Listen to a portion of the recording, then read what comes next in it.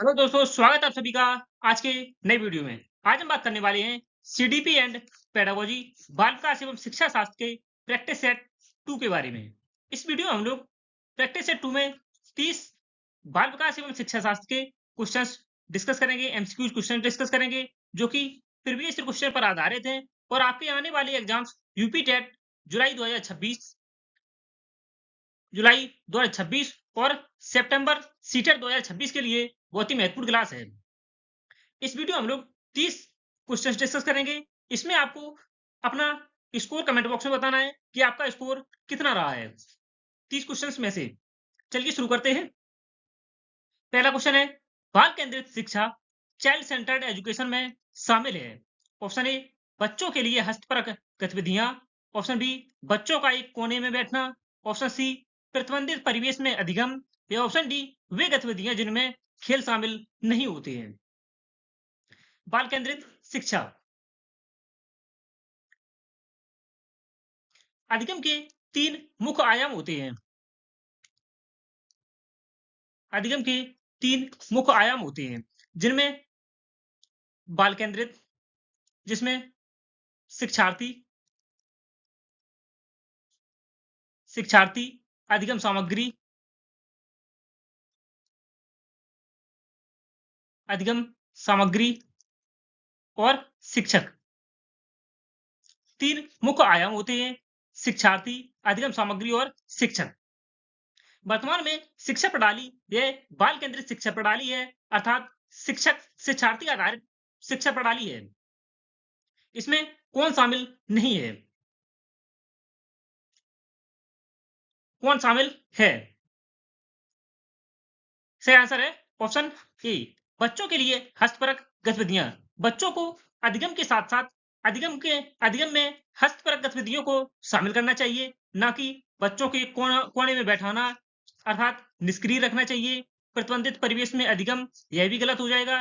वे गतिविधियां जिनमें खेल शामिल नहीं है, यह भी गलत है। बच्चों को अधिगम के साथ साथ ऐसी गतिविधियां करानी चाहिए जिनमें खेल शामिल हो, जिनमें बालकों की रुचि हो। रुचि के साथ साथ बच्चों को अधिगम प्रणाली अपनानी चाहिए। व्याख्या देखते हैं।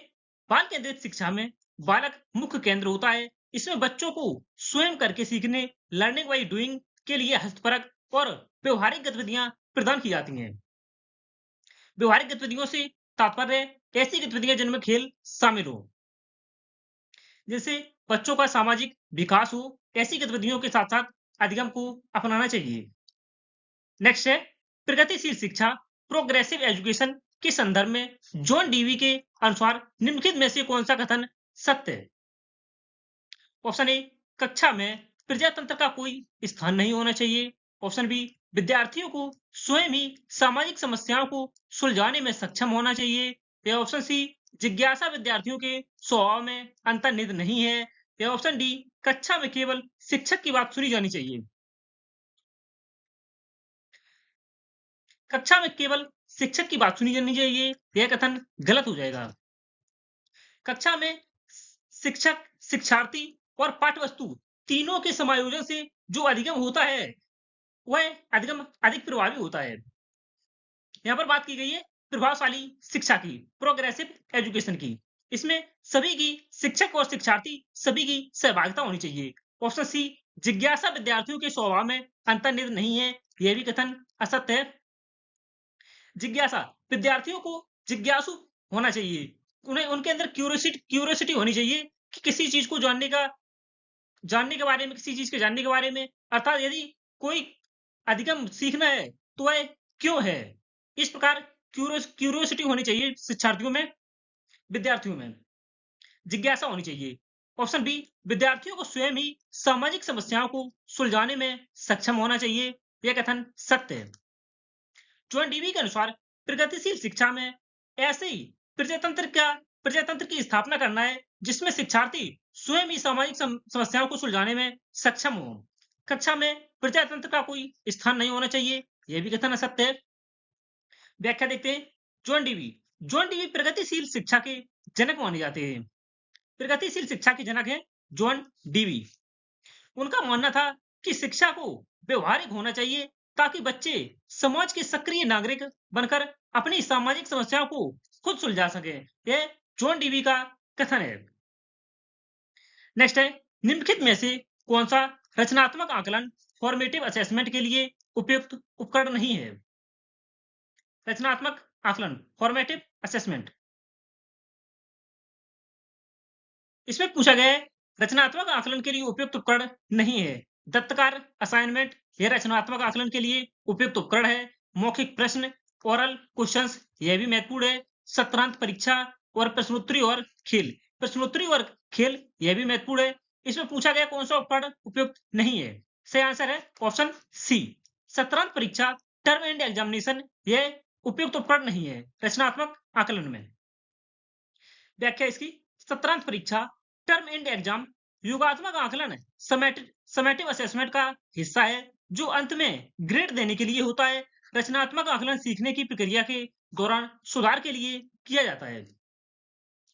प्राथमिक शिक्षा में, प्राथमिक एजुकेशन में बच्चों को सत्रांत परीक्षा टर्म एंड एग्जाम यह प्रक्रिया लागू नहीं है वर्तमान में।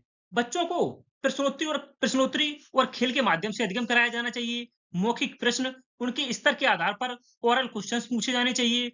दत्त कार्य असाइनमेंट दिया जाना चाहिए उन्हें। नेक्स्ट है, बहुबुद्धि परीक्षण सिद्धांत थ्योरी ऑफ मल्टीपल इंटेलिजेंसेस के जनक कौन है? Option A L Thurstone, B Howard Gardner, C Alfred विने या option D EL Thorndike. Thorndike ने प्रयास एवं त्रुटि का सिद्धांत दिया। प्रयास एवं त्रुटि का सिद्धांत थॉर्नडाइक ने दिया था। प्रयास एवं त्रुटि का सिद्धांत थॉर्नडाइक ने दिया था। अल्फ्रेड बिने की बात करें, इन्होंने बुद्धि लब्धि परीक्षण में इन्होंने मानसिक आयु, बिने ने मानसिक आयु का प्रत्यय दिया था। मानसिक आयु का प्रत्यय दिया था। मानसिक आयु का प्रत्यय दिया था। सही आंसर हो जाएगा बहुबुद्धि सिद्धांत है हार्वर्ड गार्डनर ने दिया था। हार्वर्ड गार्डनर ने। एल थर्स्टन की बात करें, इन्होंने बुद्धि का समूह कारक सिद्धांत दिया।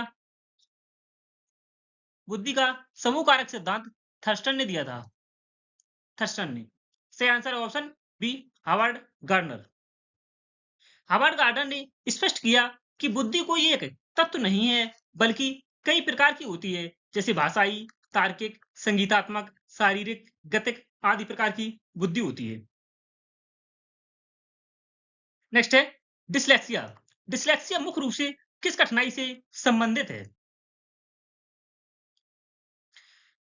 डिसलेक्सिया का संबंध ऑप्शन ए पढ़ने से है, रीडिंग से।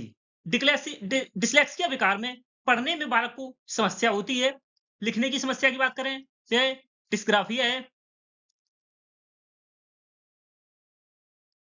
डिस्ग्राफिया, ऐसे बालक जिन्हें लिखने में समस्या है, ऐसे विकार को डिस्ग्राफिया कहा जाता है। और जिन बालकों को पढ़ने में समस्या होती है उन्हें डिसलेक्सिया कहा जाता है। इस विकार को डिसलेक्सिया कहा जाता है। आपको बताना है गणितीय गणनाएं करने में जिन्हें समस्या हो, गणितीय गणनाएं करने में जिन्हें समस्या हो, ऐसे बालकों को क्या कहा जाता है? ऐसे प्रकार को क्या कहा जाता है? जिन्हें गणितीय गणनाएं करने में समस्या हो, अर्थात गणितीय विकार हो। यह आपको कमेंट बॉक्स में बताना है। डिसलेक्सिया एक पठन विकार है, रीडिंग डिसेबिलिटी है, जिसमें बच्चे को अक्षरों को पहचानने और शब्दों को सही से पढ़ने में कठिनाई होती है। जैसे बी को डी पढ़ना, यह डिसलेक्सिया पठन विकार है, रीडिंग डिसेबिलिटी है। नेक्स्ट है वाइगोत्स्की के अनुसार बच्चे स्वयं से क्यों बोलते हैं, प्राइवेट स्पीच क्यों करते हैं? ऑप्शन ए बच्चे अपने प्रति वयस्कों का ध्यान आकर्षित करने के लिए बोलते हैं। ऑप्शन बी बच्चे स्वभाव से बहुत बातूनी होते हैं। ऑप्शन सी बच्चे अपने कार्य की दिशा देने के लिए बोलते हैं। ऑप्शन डी बच्चे अहम केंद्रित होते हैं। बात करें ऑप्शन ए की, बच्चे अपने प्रति वयस्कों का ध्यान आकर्षित करने के लिए बोलते हैं। यह उचित कथन नहीं है, गलत हो जाएगा। बच्चे स्वभाव से बहुत बातूनी होते हैं, यह भी सत्य नहीं है, क्योंकि सभी बच्चों का स्वभाव इस प्रकार का नहीं होता है कि वह बातूनी होते हैं। कुछ बच्चे शांत स्वभाव के भी होते हैं। ऑप्शन सी, बच्चे अपने कार्य की दिशा अब बच्चे अपने कार्य को दिशा देने के लिए बोलते हैं। या ऑप्शन डी, बच्चे अहम केंद्रित होते हैं। बच्चे अहम केंद्रित भी हो सकते हैं और बच्चे बच्चे अपने कार्य की दिशा कार्य को दिशा देने के लिए बोलते हैं। यह कथन सत्य है। बच्चे अपने कार्य को दिशा देने के लिए स्वयं से बात करते हैं। बच्चे अहम केंद्रित होते हैं, यह उपयुक्त नहीं है।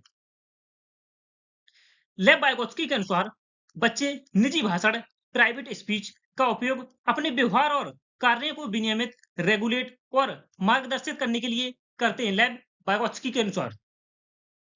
नेक्स्ट है राष्ट्रीय पाठ्यचर्या की रूपरेखा एनसीएफ 2005 नेशनल करिकुलम फ्रेमवर्क जो कि 2005 में आया था। एनसीएफ 2005 के अनुसार शिक्षक की भूमिका कैसी होनी चाहिए? ऑप्शन ए, सत्तावादी, अथॉरिटेरियन अथॉरिटेरियन ऑप्शन बी, अधिनायकीय, डिक्टेटोरियल, ऑप्शन सी, अनुमतिपरक, परमिसिव, ऑप्शन डी, सुविधादाता, फैसिलिटेटर। से आंसर हो जाएगा ऑप्शन डी। एनसीएफ 2005 के अनुसार शिक्षक की भूमिका सुविधादाता, फैसिलिटेटर की होनी चाहिए।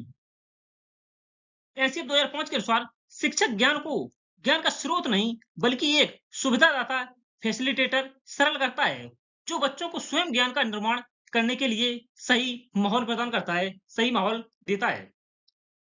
नेक्स्ट है पियाजे के संज्ञानात्मक विकास के सिद्धांत में आत्मसातीकरण, एसिमिलेशन का क्या अर्थ है? ये हमने प्री ये हमने प्रैक्टिस सेट फर्स्ट में अच्छे से डिस्कस किया है। प्रैक्टिस सेट फर्स्ट देखने के लिए दिए गए आई बटन पर क्लिक करें।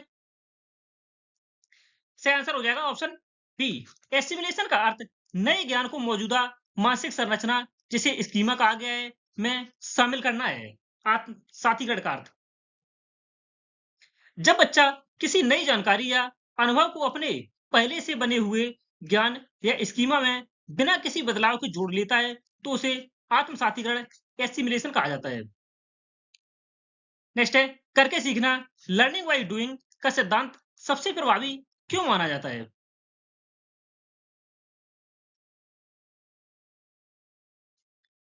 सही आंसर है ऑप्शन बी। बच्चे सक्रिय रूप से भाग लेते हैं और ज्ञान स्थायी होता है। बच्चे कर किसी अधिगम को सीखने के लिए जब करके सीखते हैं, उसमें खुद संलिप्त होते हैं, तो ऐसा सिद्धांत अधिक प्रभावी माना जाता है। सही आंसर है ऑप्शन बी। जब बच्चे किसी कार्य को स्वयं अपने हाथों से करके सीखते हैं, तो उनकी सभी इंद्रियां सक्रिय होती हैं, जिससे प्राप्त किया गया ज्ञान अधिक गहरा और स्थायी, परमानेंट होता है। नेक्स्ट है जब कोई शिक्षार्थी किसी समस्या को हल करने के लिए केवल एक ही तरीके पर अटका रहता है, तो उसे क्या कहा जाता है?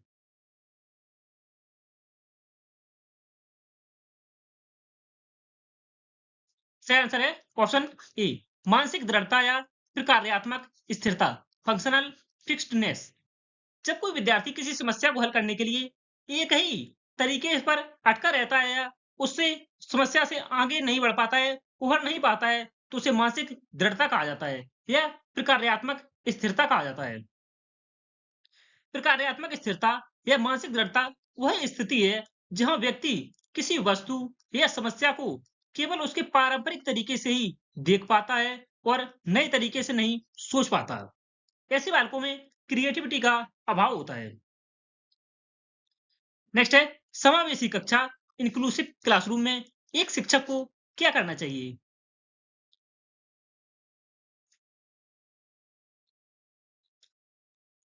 सही आंसर है ऑप्शन ए। यह विश्वास करना चाहिए कि प्रत्येक बच्चे में अपनी क्षमताओं के अनुसार सीखने की शक्ति है। सही आंसर है ऑप्शन ए। विकलांग बच्चों के प्रति सहानुभूति दिखाना, यह कथन गलत है। समावेशी शिक्षा में सहानुभूति नहीं दिखाई जाती है, परंतु समावेशी शिक्षा का अर्थ है कि सभी बच्चों जो मंद बुद्धि के हैं, औसत बुद्धि के हैं या प्रभावशाली या प्रखर बुद्धि के हैं, सभी बच्चों को एक समान शिक्षा प्रदान की जानी चाहिए, न कि उनके प्रति सहानुभूति दिखानी चाहिए। ऑप्शन सी, केवल प्रतिभाशाली बच्चों पर ध्यान केंद्रित करना चाहिए, यह भी गलत है। समावेशी शिक्षा में अभी हमने बताया मंद बुद्धि के बालक, औसत बालक और प्रखर बुद्धि वाले सभी बच्चों को एक साथ शिक्षा ग्रहण कराई जाती है। कमजोर बच्चों को अलग कक्षा में बैठाना यह भी गलत है। समावेशी शिक्षा का मूल मंत्र है कि हर बच्चे की सीखने की क्षमता पर अटूट विश्वास किया जाए और बिना किसी भेदभाव के उन्हें समान अवसर प्रदान किए जाए। नेक्स्ट है, बच्चों की गलतियां, एरर्स शिक्षण अधिगम प्रक्रिया में क्या है? एक बहुत बड़ी बाधा है जिन्हें तुरंत रोकना चाहिए, यह गलत है। बच्चे अधिगम में जब गलतियां करेंगे तभी वह अधिगम सक्रिय रूप से सीख सकते हैं। जब बच्चे अधिगम प्रक्रिया में सक्रिय रूप से भाग लेते हैं, गलतियां करते हैं, एरर्स करते हैं, तभी वह शिक्षण अधिगम प्रक्रिया प्रभावी होती है।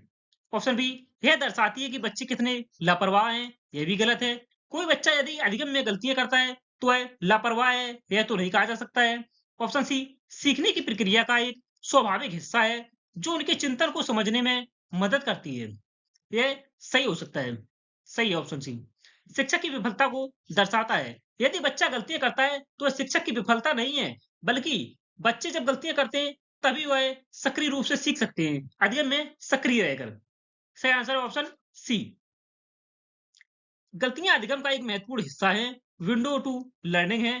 गलतियों के माध्यम से ही शिक्षक को समझ आता है कि बच्चा किस प्रकार की सोच रखता है और कहाँ सुधार की आवश्यकता है।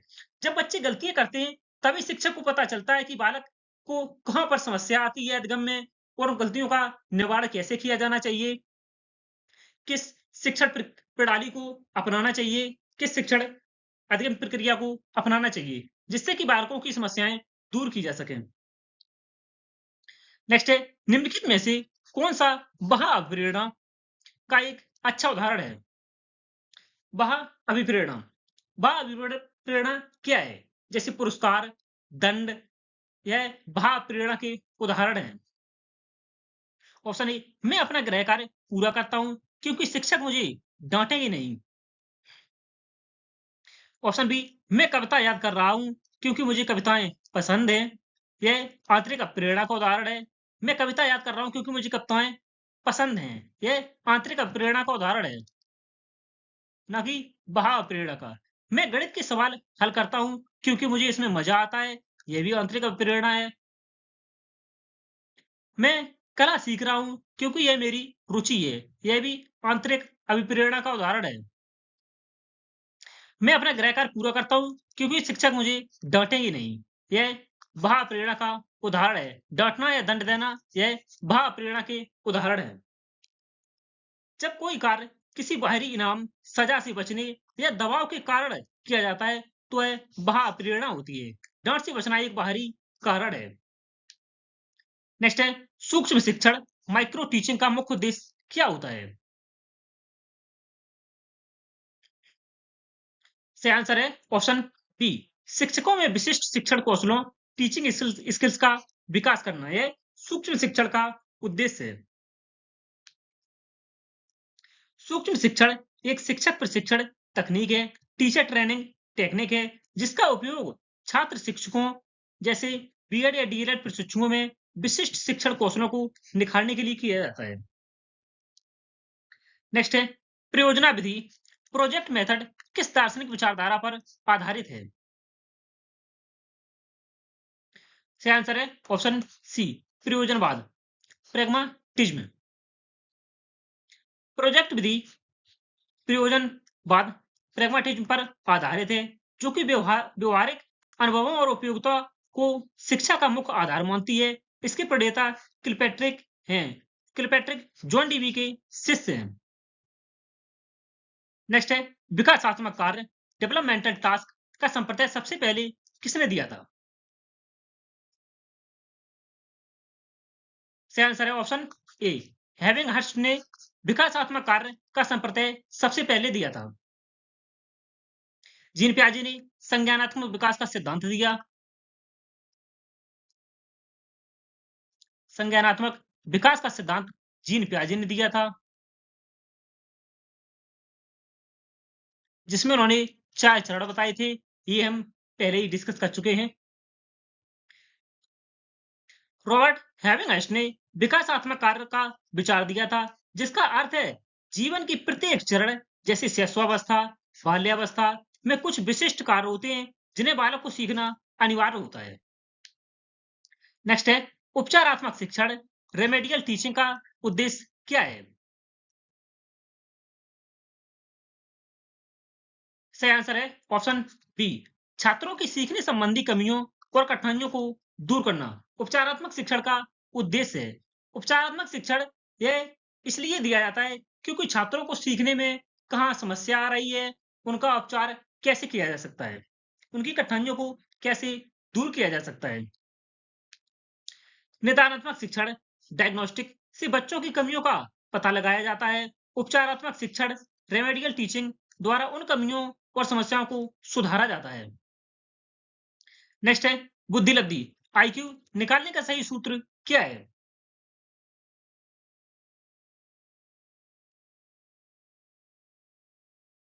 सही आंसर है option B, IQ equal to M A upon C A into 100।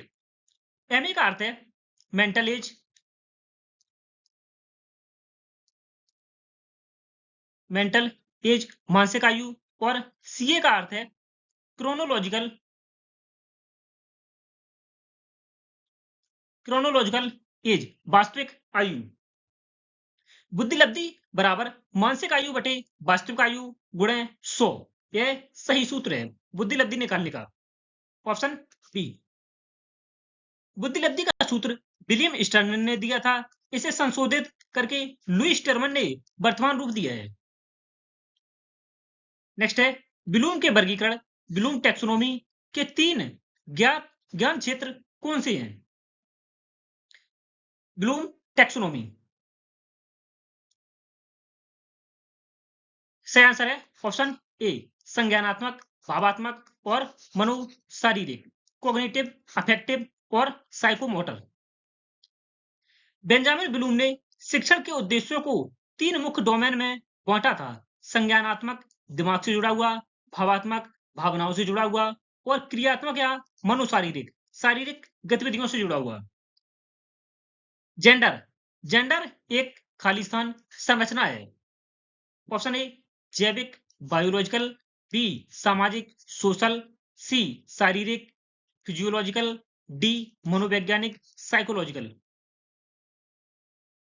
सही आंसर है ऑप्शन बी, जेंडर एक सामाजिक संरचना है जिससे ज्ञात होता है स्त्री और पुरुष के बारे में, कौन स्त्री है कौन पुरुष है। सेक्स एक जैविक संरचना है जो प्रकृति तय करती है, जबकि जेंडर एक सामाजिक संरचना है जो समाज द्वारा महिला और पुरुष के लिए तय की गई भूमिकाओं पर आधारित है। नेक्स्ट है कोहलर के अंतर्दृष्टि सिद्धांत, इनसाइट थ्योरी को और किस नाम से जाना जाता है? सही आंसर है ऑप्शन बी, गेस्टाल्ट सिद्धांत, गेस्टाल्ट थ्योरी के नाम से जाना जाता है। कोहलर ने अपना प्रयोग सुल्तान नामक चिंपैंजी पर किया था। अंतर्दृष्टि या सूझ के सिद्धांत को गेस्टाल्टवाद सिद्धांत भी कहा जाता है, क्योंकि कोहलर गेस्टाल्टवादी मनोवैज्ञानिक थे जो पूर्ण से अंश की ओर पर बल देते हैं। नेक्स्ट है यदि कोई बच्चा कक्षा में ध्यान नहीं दे रहा है तो एक शिक्षक के रूप में आपकी क्या प्रतिक्रिया होगी? यदि कोई बच्चा कक्षा में ध्यान नहीं दे रहा है तो यदि आप शिक्षक हैं तो आपकी क्या प्रतिक्रिया होनी चाहिए? बच्चे को कक्षा से बाहर निकाल देंगे, बच्चे को पूरी कक्षा के सामने डांटेंगे, ध्यान न देने के कारण जानने की कोशिश करेंगे और अपनी शिक्षण विधि में सुधार करेंगे, या ऑप्शन डी उसके माता पिता को तुरंत स्कूल बुलाएंगे। इसका सबसे उपयुक्त आंसर होगा बच्चा यदि कक्षा में ध्यान नहीं दे रहा है तो ध्यान देने का कारण जानने की कोशिश करेंगे और अपनी शिक्षण विधि में सुधार करेंगे। यदि कई बच्चों को इस शिक्षण प्रक्रिया में अधिगम प्रणाली में समस्या आ रही है तो अपनी शिक्षण प्रक्रिया में सुधार करेंगे और बच्चों का कारण जानने की कोशिश करेंगे कि वह उन्हें क्या समस्या हो रही है। सही आंसर है ऑप्शन सी, ध्यान न देने के कारण जानने की कोशिश करेंगे और अपनी शिक्षण प्रक्रिया में सुधार करेंगे। बाल विकास शिक्षा शास्त्र के अनुसार यदि बच्चा ध्यान नहीं दे रहा है तो शिक्षक को डांटने के बजाय उसकी अरुचि का कारण खोजना चाहिए और शिक्षण शैली को रोचक बनाना चाहिए, जिससे कि बच्चों का ध्यान शिक्षण प्रक्रिया पर ही केंद्रित रहे, अधिगम में केंद्रित रहे। नेक्स्ट है स्कैफोल्डिंग। पाठ या ढांचा शब्द शिक्षा में क्या अर्थ है?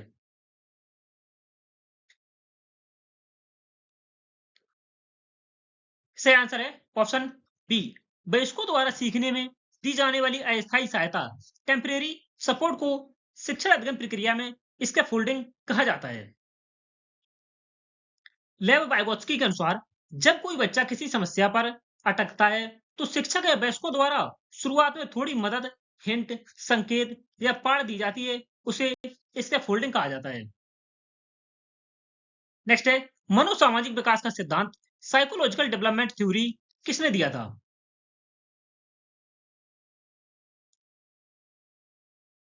सही आंसर है ऑप्शन बी। एरिक एरिक्सन के द्वारा मनोसामाजिक विकास का सिद्धांत दिया गया था। Psychological development theory Erik Erikson के द्वारा दी गई थी। एरिक एरिक्सन ने मानव विकास के लिए मनोसामाजिक सिद्धांत दिया, जिसमें उन्होंने पूरे जीवन काल को 8 अलग-अलग चरणों में विभाजित किया था। 8 अलग-अलग चरणों में विभाजित किया है।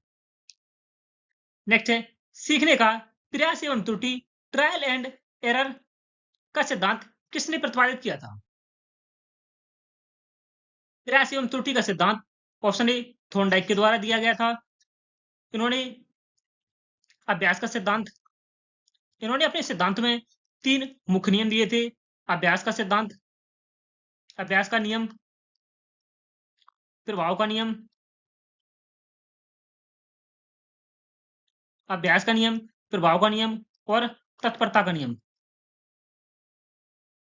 और साथ ही इन्होंने अपने सिद्धांत में 5 गौड़ नियम भी दिए थे। एडवर्ड थॉर्नडाइक ने भूखी बिल्ली पर अपना प्रयोग किया था, यह भी आपको याद रखना है। भूखी बिल्ली पर प्रयोग किसने किया था? करके प्रयास एवं त्रुटि का सिद्धांत दिया था। उन्होंने बताया बार-बार प्रयास करने से गलतियां कम होती हैं और अधिगम दृढ़ होता है और मजबूत होता है अधिगम।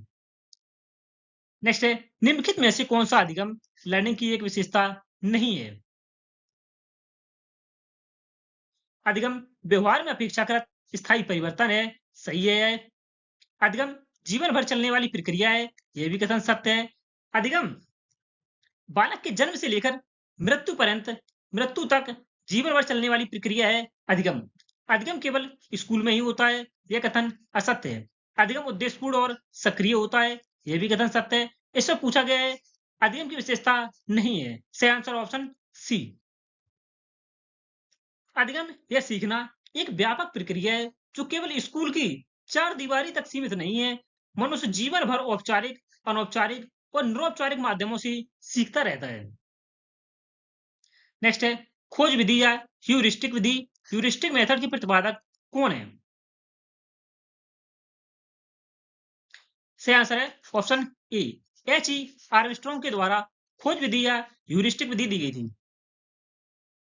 यूनानी शब्द है यूरिस्को, जिसका अर्थ है खोज करना। यूनानी शब्द यूरिस्को से बने इस सिद्धांत के प्रतिपादक प्रोफेसर एच ई आर्मस्ट्रॉन्ग हैं। इस विधि में छात्र को एक खोजकर्ता डिस्कवरर की स्थिति में रखा जाता है। नेक्स्ट है प्रेरणा का पदानुक्रम आवश्यकता सिद्धांत, हायरार्ची ऑफ नीड्स थ्योरी किसने दिया था? सही आंसर है ऑप्शन बी। अब्राहम मैस्लो के द्वारा प्रेरणा का पदानुक्रम आवश्यकता सिद्धांत दिया गया था। अब्राहम मैस्लो ने मानवीय आवश्यकताओं को 5 स्तरों के पिरामिड में सजाया था, जिसमें सबसे निचला स्तर शारीरिक आवश्यकता और सबसे ऊंचा स्तर आत्मसिद्धि, सेल्फ एक्चुअलाइजेशन है। नेक्स्ट है शिक्षण की आगमन विधि, इंडक्टिव मेथड का सूत्र क्या है? नियम से उदाहरण की ओर यह निगमन विधि, निगमन विधि का सूत्र है। निगमन विधि में पहले नियम बताए जाते हैं, फिर उदाहरण दिए जाते हैं। उदाहरण से नियम की ओर यह आगमन विधि है। आगमन विधि इसमें पहले उदाहरण दिया जाता है, फिर नियम बताए जाते हैं। सही आंसर ऑप्शन बी। अमूर्त से अमूर्त की ओर का अर्थ है जो वस्तुएं सामने उपस्थित नहीं होती हैं उनके बारे में बात करना। फिर उसके बारे में बाद में जो बच्चों के सामने या व्यक्ति के सामने जो वस्तुएं उपस्थित हैं उनके बारे में बताना अमूर्त से मूर्त की ओर सूत्र है। अज्ञात से ज्ञात की ओर जो बच्चों को ज्ञात नहीं है और जो ज्ञात नहीं है उससे लेकर जो ज्ञात है उसे जोड़ते हुए बातों को या शिक्षण अध्ययन प्रक्रिया में इस विधि को अपनाना अज्ञात से ज्ञात की ओर यह सूत्र है। आगमन विधि में बालकों के सामने पहले कई सारे उदाहरण प्रस्तुत किए जाते हैं। फिर उन उदाहरणों के आधार पर एक सामान्य नियम कॉन्सेप्ट निकलवाया जाता है। यह बालकों के लिए बहुत प्रभावी है। अंत में सतत एवं व्यापक मूल्यांकन सीसीई का व्यापक कॉम्प्रिहेंसिव शब्द क्या दर्शाता है? सही आंसर है ऑप्शन बी, संज्ञानात्मक और सह संज्ञानात्मक दोनों क्षेत्रों का मूल्यांकन, स्कोलास्टिक एंड को स्कोलास्टिक।